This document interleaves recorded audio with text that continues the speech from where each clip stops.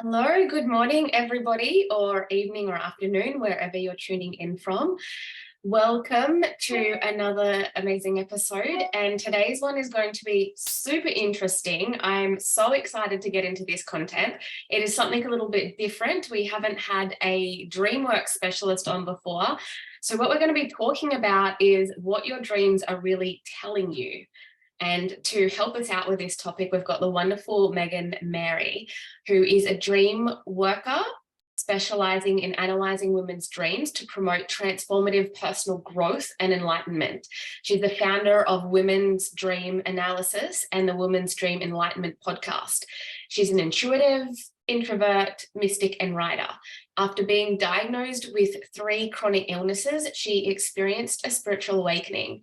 She now works with women all over the world, offering dream interpretations, transformative journeys, and enlightened guidance. She lives in Idaho with her rockstar drummer husband and 2 cats. Welcome to the podcast, Megan. Thank you so much, Harmony. So welcome. Like I said, I'm really excited to hear more about this, and I'm sure all of our listeners are as well. But before we get into the dream topic, I always start with the rapid inspiration question. So the first one is, who or what is inspiring you at the moment? I'm inspired by so many different things. I have shiny object syndrome when it comes to all the different things that I'm interested in right now. But I think one of my biggest side passions right now is all the different modalities that can be used as part of dream work. So I'm looking at sound healing and frequency music and just different energy modalities that I think are really an influential way to integrate the knowledge that comes from dream work. So that's really what I'm diving into right now. Okay, wonderful. And what does an inspired life mean to you? An inspired life is, to me, one where you're following your passion and your intuition, and you're not following other people's version of what life should be, and being inspired by really that inner knowing and the higher self, I think, is a truly inspired life. Beautiful. And do you have a favorite quote or mantra that you go by? One of my favorite quotes is, "The hand that gives is the hand that gets."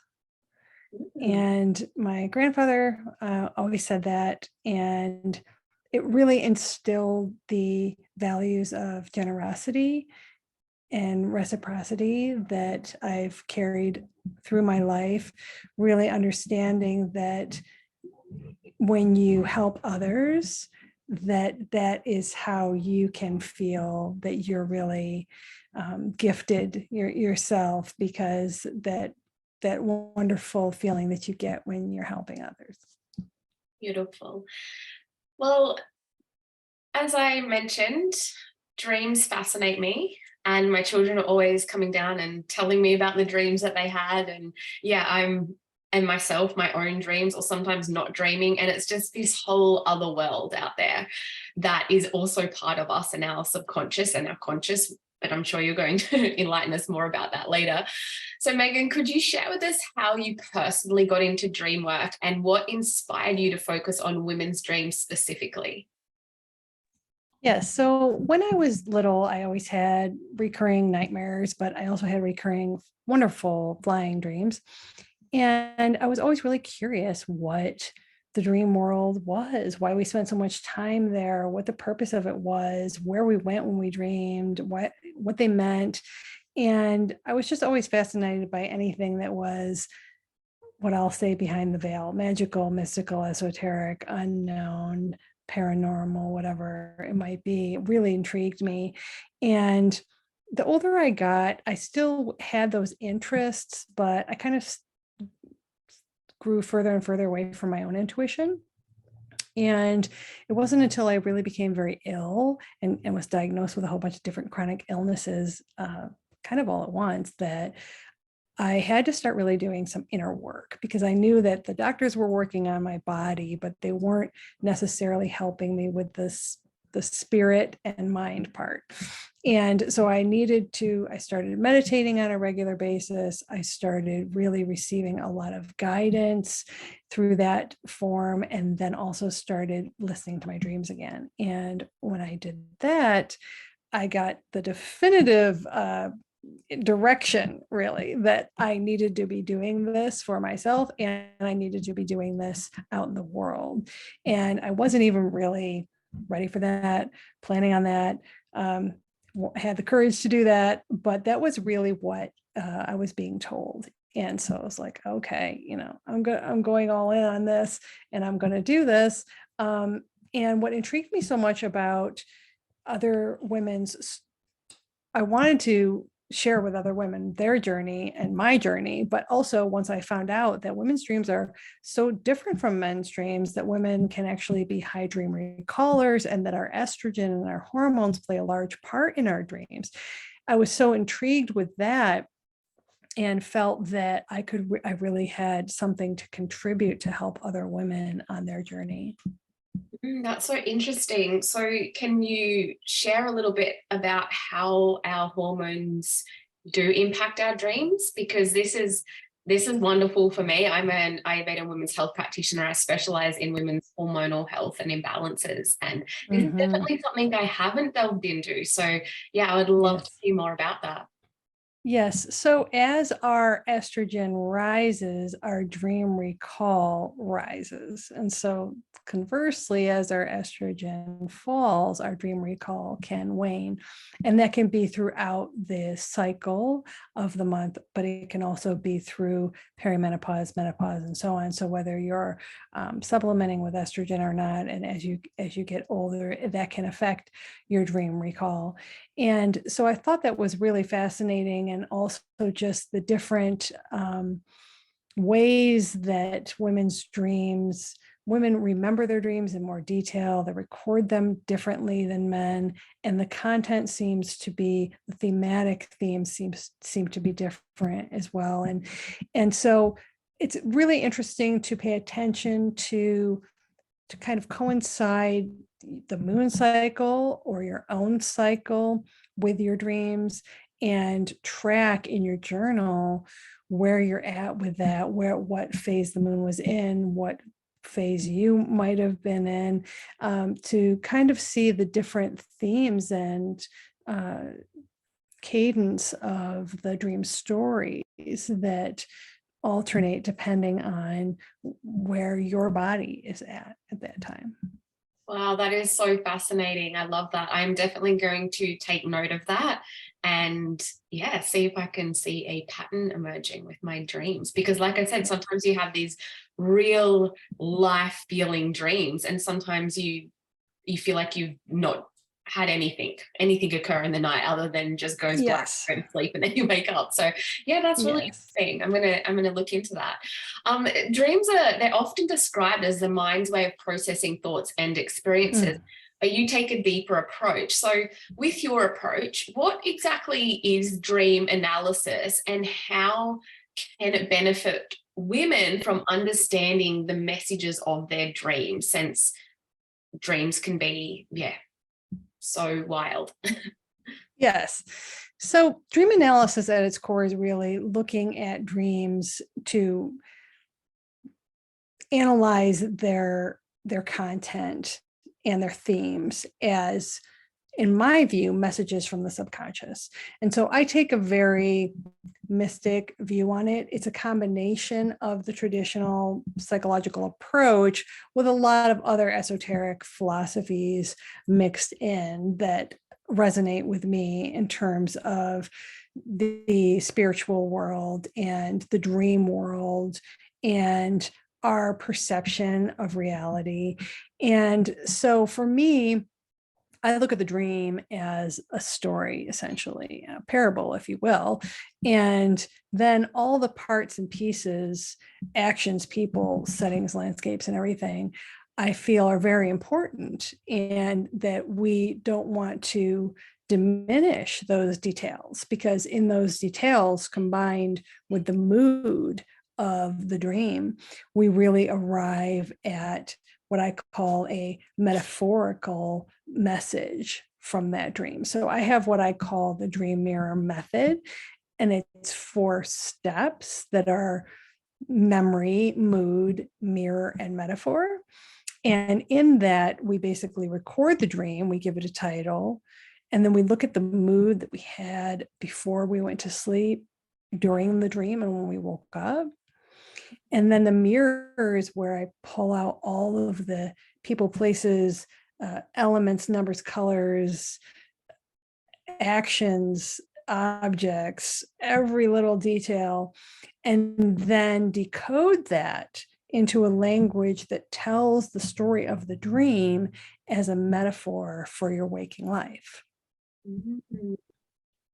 Interesting. Wow, that's a really interesting process. And our dreams, I guess it could be a very difficult process because dreams can be so bizarre and so surreal. So you need to really, I guess, understand reoccurring themes and symbols. What are some common dream symbols or dreams that people might have, such as, there's those common dreams like you're always falling down a cliff, or you can't brake the car in time, or you're standing like in front of a crowd naked.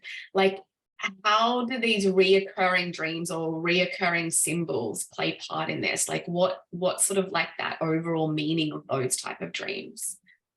What I like to tell people when they ask a question about that is pay attention to the details, because you can say, okay, well, I had a dream about losing my phone. And someone else will say, I had a dream about that too. Okay, well, what exactly happened in your dream? Oh, well, I was back at my elementary school. Oh, mine was different. I was at the house I used to live in. Oh, well, who else was in the dream? What else happened? What were you wearing? What did you do? What did someone say to you? What happened at the end? What happened at the beginning? Then all of a sudden, it's a completely different dream.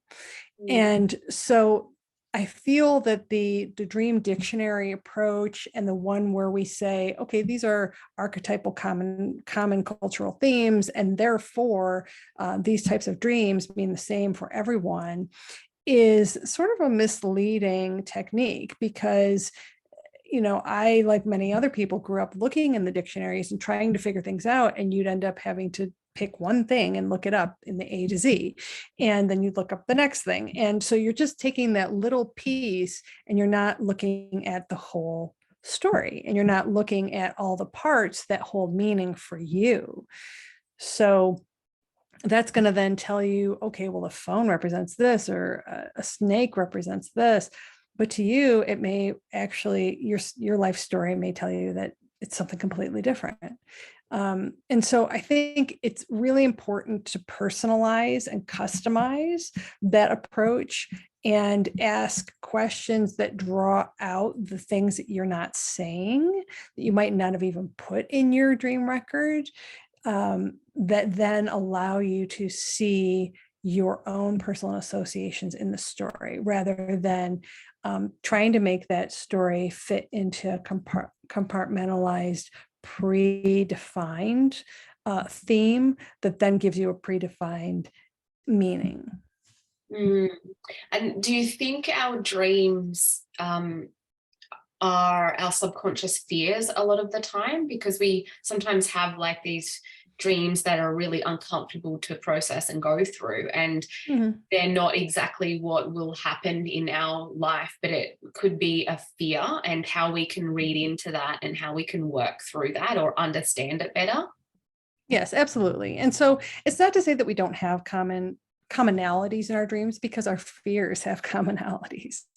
So when we have dreams about being chased, or about being lost, or about being late, all those things, we all share those experiences in our waking life. But the scenario of that theme and what it's couched in is what makes it different. And that's really where you can pull out the thread from your subconscious and start to get at what the message is about a specific situation in your life. So yes, it is a learning, it's a self-care technique, and it's also a learning technique for self-discovery and personal growth, because it allows you to start to tap into things that you're not aware of. So 5% of our mind is conscious, but 95% of our mind is subconscious. And so we think that we have an understanding of our life and our existence and our trajectory,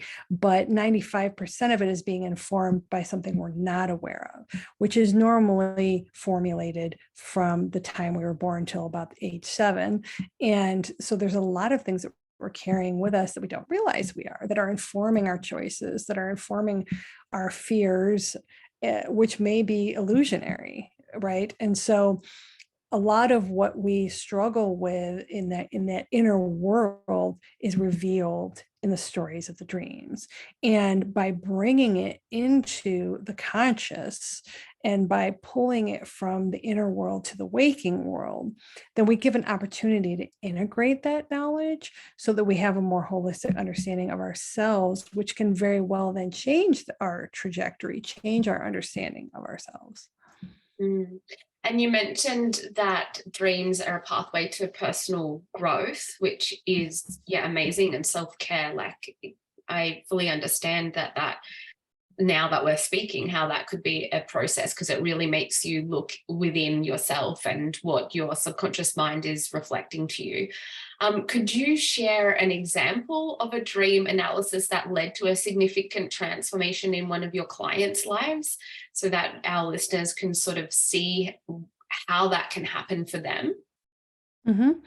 So I recently did a live interpretation on my podcast, Women's Dream Enlightenment, and it was a nightmare. And part of the nightmare, and I'll just tell you a little piece because I really like this piece of it. She was in her home, but there were all these other people there, and they were all going down into the basement. And she thought to herself, I'm going to go down there and see what's going on. And so she followed the people down into the basement. And when she felt that there was something very nefarious or dark going on down there, but she didn't know exactly what it was.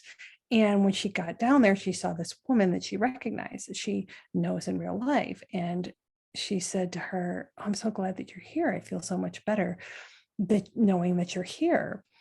And my interpretation of that piece of the story, because there was more to it, was that the basement, very much like the closet, behind the curtain, backstage, all of those types of places represents your shadow world, because it's where you store things that you don't want other people to see, where it's dark, where you don't go necessarily. And so that is the metaphorical representation of the basement. The fact that she was willing to go down there and see what was going on showed her inner curiosity about her shadow and about doing that work. Because she herself is a life coach. So she's very much has dived into that aspect of herself. When other people appear in the dream, I will ask you, okay, well, tell me 3 adjectives that describe this person. And by that, I don't mean how they look, but how they are personally. And the adjectives that she used to describe the woman really indicate that aspect of herself that this woman represents. And the fact that she felt safe and welcomed by the presence of that woman in her basement indicates that her higher self is actually saying to her, it's okay that you do this shadow work. I'm here with you. It's safe to do this. And you can delve into this darkness, this basement. And so, of course, shadow work has so many benefits, but that aspect of the dream really underscored that internal curiosity, as well as that higher self reassuring on that journey. So fascinating. And so do you think, I'm just looking at dreams from another perspective, Can you influence your dreams to help bring manifest something you desire? So can you try to get yourself to dream your way into a situation that you would love to be in so that it can help that subconscious patterning manifest that outcome? Absolutely. So I have a dream journey that I call the treasure box, and it deals with dream incubation and manifestation, as well as lucid dreaming, um, and so the incubation manifestation part is really putting down an intent in your journal before you go to bed of a situation that you want to manifest or a problem that you're trying to solve. And using the power of intent, you really can create a dream scenario that can either answer the question that you're trying to resolve or present an alternative situation to a challenge that you're experiencing. And you can also use it to come up with creative ideas. So, as a writer myself, uh, many times I'm very inspired by the stories that occur in my dreams. And so many famous inventors and musicians and movie producers and writers have used their dreams to inspire totally unique creative ideas. So yeah, the world of dream work is very, very vast in its applications and potential benefits. Wonderful.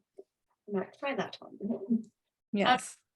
so a lot of us, like I know when like I mentioned, my kids come down and they tell me about the dreams I had last night, and they're like, oh, what did you have a dream about? I'm like, well, I cannot remember. Like, I don't know.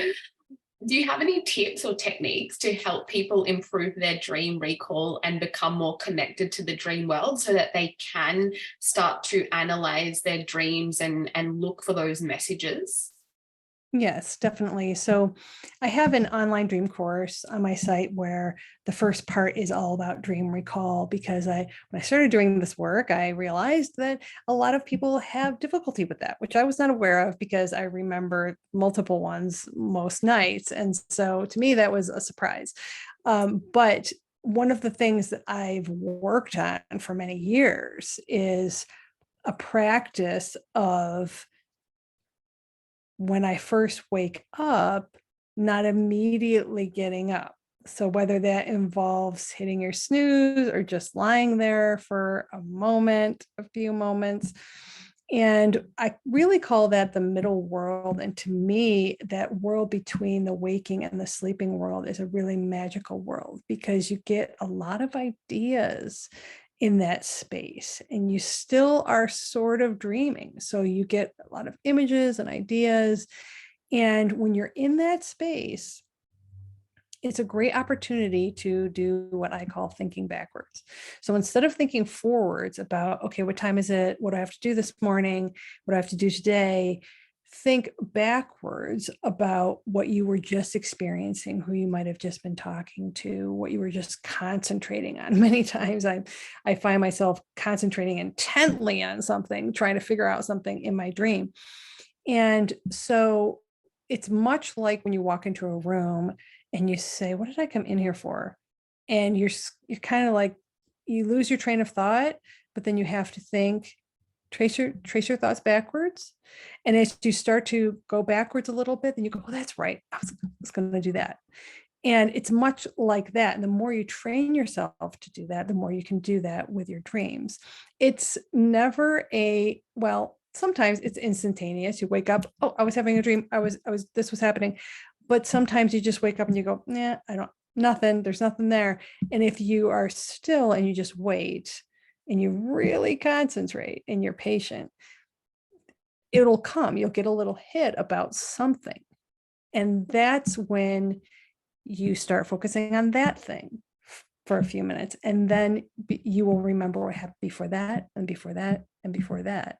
So it starts to reveal itself, not, reverse chronologically, if you will, but it really will start to unravel as you focus. Mm.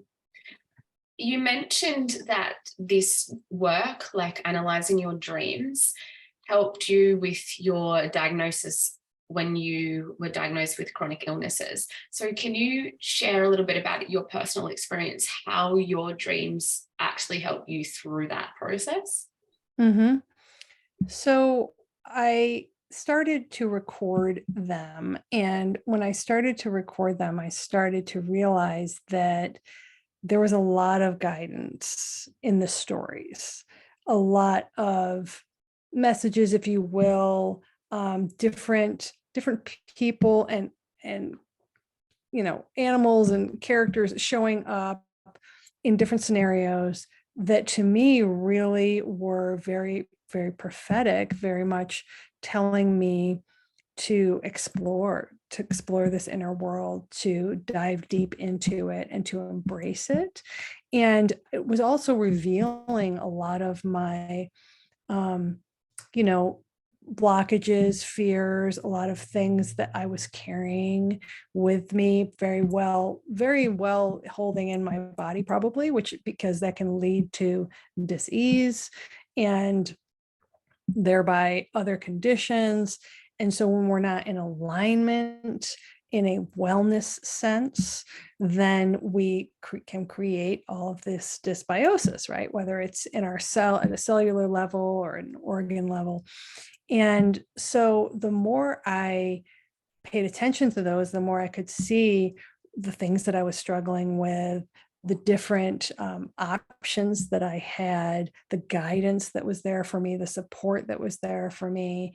And the more I followed it, the more I started getting that reinforcement to continue to do what I was, starting to set out to do. And it was a really magical experience because it's uncovering yourself, right? It's not like reading a book or something. It's coming from within you, and it's always there. It's continually being presented every night. So I really found my dreams to be a doorway into that portal of my inner world that is there to heal. Beautiful. It's really about cultivating that deeper connection with self and really trying to understand yourself on that subconscious level, not just, the thoughts that come in and out of our mind throughout the day. And Yeah. that is really, really interesting. I'm definitely going to pay more attention to my dreams when I have them and see what I can uncover. Do you have Yes. any tips for women who are listening to this podcast and they are really thinking, wow, this sounds interesting? I haven't really delved into analyzing my dreams before and what they could mean. Like how could they start this process to make it a little bit more easier for them to understand? Yes. So on my website, if you sign up for my newsletter, you will get a free dream journal template. And it's basically a piece of paper that it gives you the sections for the method so that you can start recording the different aspects of your dream. The next step I would say is that I have an online dream course, which is a self-paced short course specifically for women that'll lead you through dream recall techniques as well as the method so that you can start exercising it yourself, experimenting with the different tools and techniques of sort of learning your dream language. And then I also, of course, offer dream sessions where I walk you through that and provide oracle card guidance. And I also have dream journeys, which are series of sessions based around specific situations. So I have one that is nightmares, one that is for recurring dreams, one that I mentioned before, which is for lucid dreaming and dream manifestation, and then one that I call the crossroads, which is really helpful for people that are in transitional points in their life, whether it's with a career or relationships, or it's something in your body where you're going through something medical, or you're in menopause, or you're moving, or whatever. There's so many different transitions that we go through. And I also have a an area on my site called the Women's Dream Collective that I've created where women can come in and share their dreams in a circle. So that is very helpful as well, because it allows you to get that supportive environment with like-minded women. And so, yeah, there's a lot of options available there for everyone. Mm. And for somebody who is having unpleasant reoccurring dreams, is there a way that they can break that dream pattern? Mhm. Yes, and it's by decoding what it's trying to tell you. So when you're not paying attention to it, that's when you're going to keep getting that same theme recombined into a different story over and over, because your subconscious is trying to represent, rejigger it and show it to you again. Maybe you'll get it this time. And so the more that you get it and you don't get it, that you're just going to keep having that dream. So if you can decode it and start to understand it and start to integrate that wisdom, that can break that cycle. So pay attention, ladies, decode those dreams if you don't want Yes. reoccurring nightmares. Yes. Yeah, this has been so interesting. Do you have any parting words that you would like to share with the listeners about dreams that we haven't covered? I would just say, listen to your dreams. Start to just be open to what is considered dream appreciation. Really just stop discarding them and thinking that they're just silly or there's something nonsensical or something to be embarrassed about, and just appreciate their role in your life first and foremost, and then just be willing to listen. Mm, beautiful. And where can our listeners connect with you if they want more help decoding their Yes. dreams? Yes, you can find me at womensdreamanalysis.com. Beautiful. And I'll pop that in the show notes. Thank you so much for your insights into the whole world of dreams. It's really interesting. And I'm sure our listeners got a lot out of that and can't wait to go to bed tonight to see what I So, dream yes. up. Thank you so much, Harmony. You're so welcome. Have a wonderful day. You too.